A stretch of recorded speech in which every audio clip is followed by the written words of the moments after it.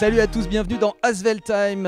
Au sommaire de ce numéro du mois de mars, les highlights du mois de février bien sûr. Notre invité ce sera Amine Noah. Amine Noah blessé actuellement, on prendra bien sûr des nouvelles d'Amine, mais également un petit historique avec un coup d'œil dans le rétroviseur pour vous parler de l'histoire de la Coupe de France. Mais on commence tout de suite ce numéro d'Asvel Time par le résumé de la rencontre entre l'Asvel et Boulazac.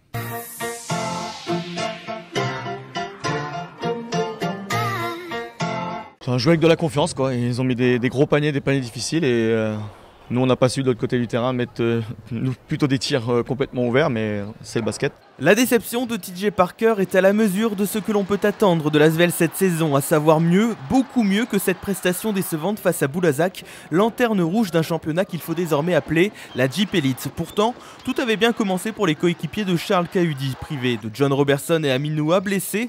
Les Villeurbanais, dominateurs sous le cercle, ont compté jusqu'à 10 points d'avance dans le troisième quart-temps. Plus 10, on n'arrive pas à leur mettre la tête sous l'eau.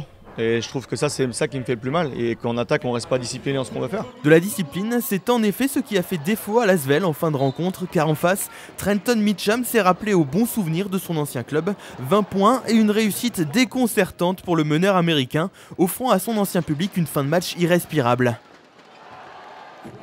66-66 au buzzer, la victoire allait se jouer aux prolongations. Et à ce petit jeu, ce sont des Périgourdins en pleine confiance qui ont su faire la différence, bien aidés par le manque de réussite villeurbannaise. On avait l'occasion de revenir un peu sur le haut du tableau, on l'a loupé.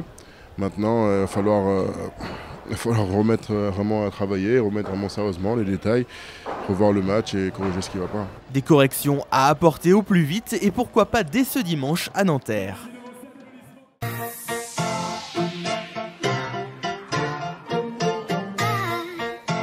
Défaite pour les joueurs de l'Asvel Basket, une défaite qu'on va très vite oublier pour se reconcentrer vers les prochaines échéances. Il y aura de grosses échéances bien sûr en Jeep Elite, mais également en Coupe de France en fin de mois.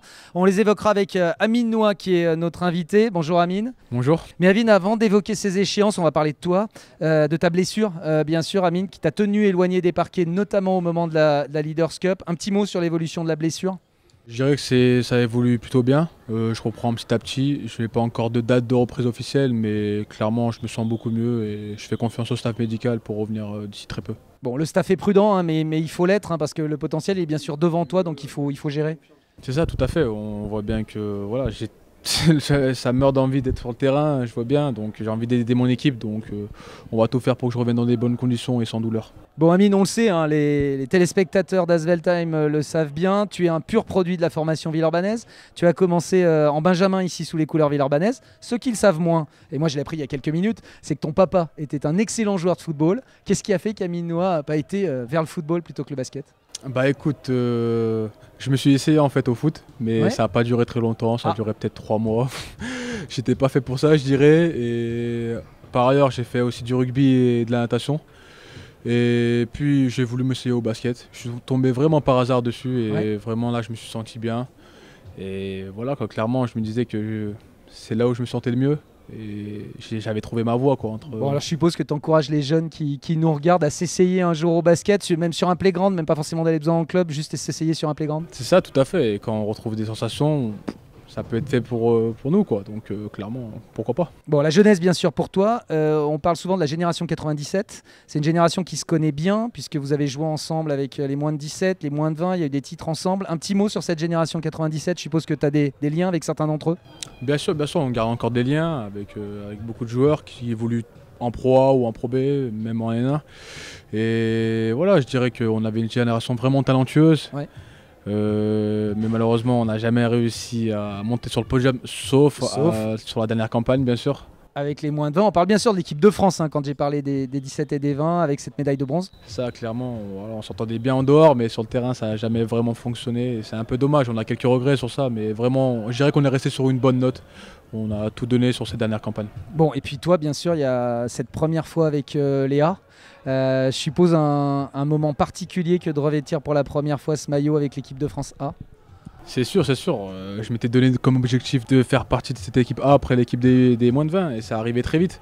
Donc j'étais très fier d'apprendre cette nouvelle et d'avoir pu porter ce maillot bleu durant ma première campagne. Ça a été une très belle expérience et j'en retire que du bien. L'accueil des anciens, des cadres, ça s'est bien passé Amine ? Oui, mis à part quelques bisutages. Ah, il y a des bisutages forcément l'incontournable. Évidemment, mais en général, c'est plutôt bien passé, on était bien accueillis. Ils nous ont direct mis en confiance et vraiment, j'en suis ravi. Vous n'aviez pas tout votre équipement pour certains entraînements, semble-t-il, non? C'est ça?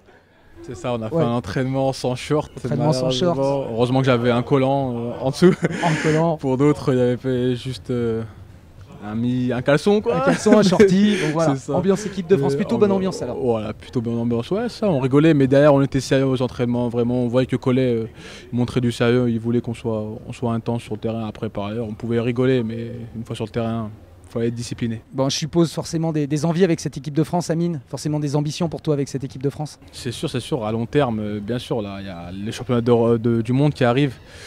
Et il reste encore quelques fenêtres. J'aimerais y participer et pouvoir encore porter ce maillot bleu, ce serait une fierté. Ouais, il y a encore de belles lignes à écrire sur le palmarès d'Amine Noah après ce bronze avec les moins de 20. Il y a encore de très belles lignes à écrire. Moi, je vous propose de retourner au mois de février avec les highlights de l'Asvel du mois de février. Puis on se retrouve dans quelques secondes avec Amine Noah.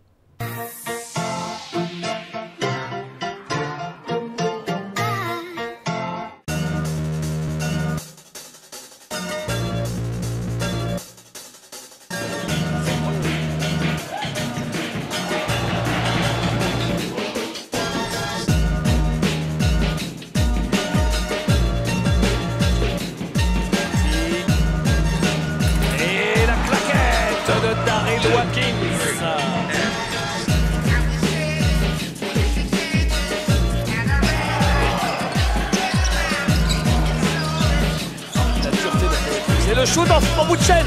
Et oui, impeccable. Justin Harper, c'est sa spécialité, en bout de chaîne.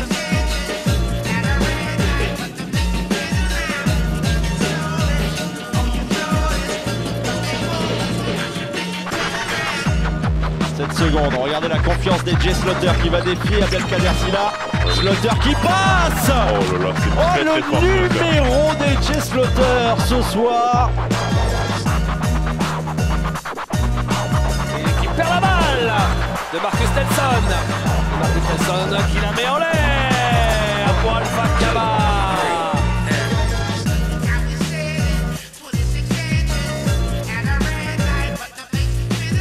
Ils ont éteint les lumières d'Equinox, tout simplement. Oh là là, et l'ampoule a été brisée à l'instant.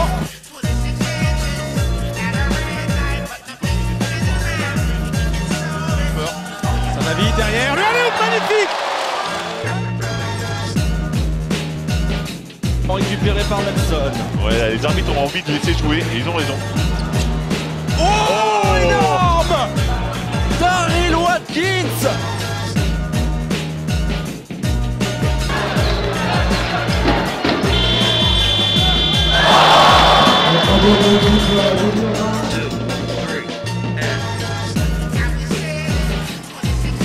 Zachary Bachet. Zachary Bachet sur le drive. Oh la rage de Charles Cahuly.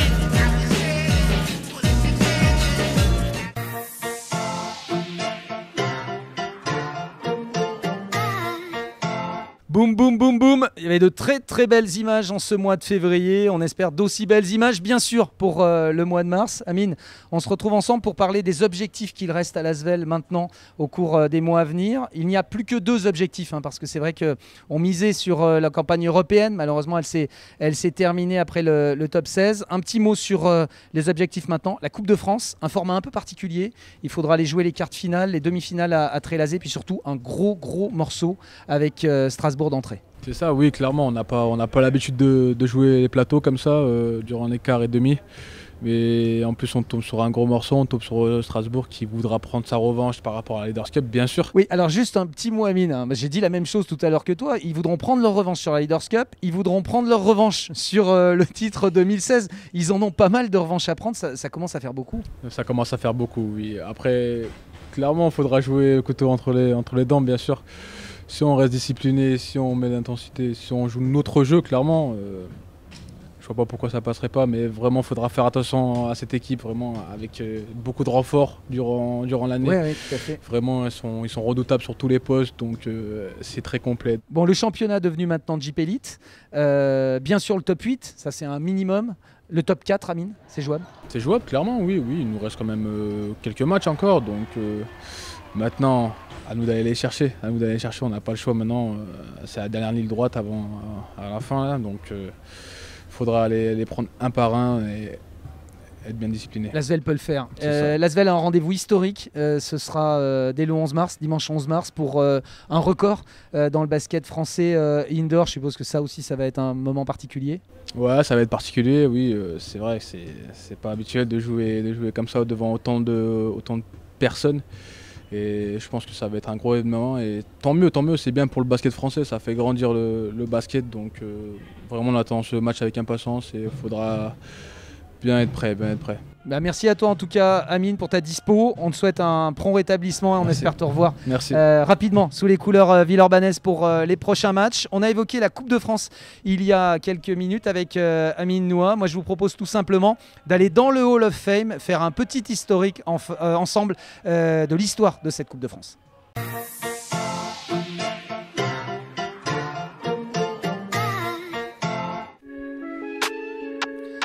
Le 24 mars prochain, l'Asvel se rendra du côté de Trélazé pour jouer son quart de finale de la Coupe de France 2018 face à la SIG Strasbourg. L'occasion pour nous de nous replonger dans l'histoire de cette Coupe de France trophée Robert Bunel, du nom du joueur décédé en 1991. Ce trophée a vu le jour en 1953 et la première victoire de ce trophée, elle était tout simplement pour l'Asvel. Entre 1953 et 1970, c'est à 4 reprises que l'Asvel s'est imposé dans cette compétition. Il faut attendre 1994 avant que cette Coupe de France ne revoie le jour. Et depuis cette date-là, l'Asvel s'est une nouvelle fois imposé à 4 reprises, ce qui porte le compte de ses victoires à 8 dans cette Coupe de France. La dernière, c'était bien sûr en 2008. C'était la bande à Edwin Jackson, la bande à Laurent Foirest, la bande de Johan Sangaré, de Chevon Troutman. Les joueurs villeurbanais qui devront s'inspirer de l'histoire de ces hommes qui ont été brandir ce trophée dans ce qui était alors Paris-Bercy avant de devenir l'accord Hotel Arena pour aller chercher, pourquoi pas, un titre en 2018. Je vous souhaite une très belle fin de journée et on se retrouve bien sûr le mois prochain pour le prochain numéro d'Asvel Time.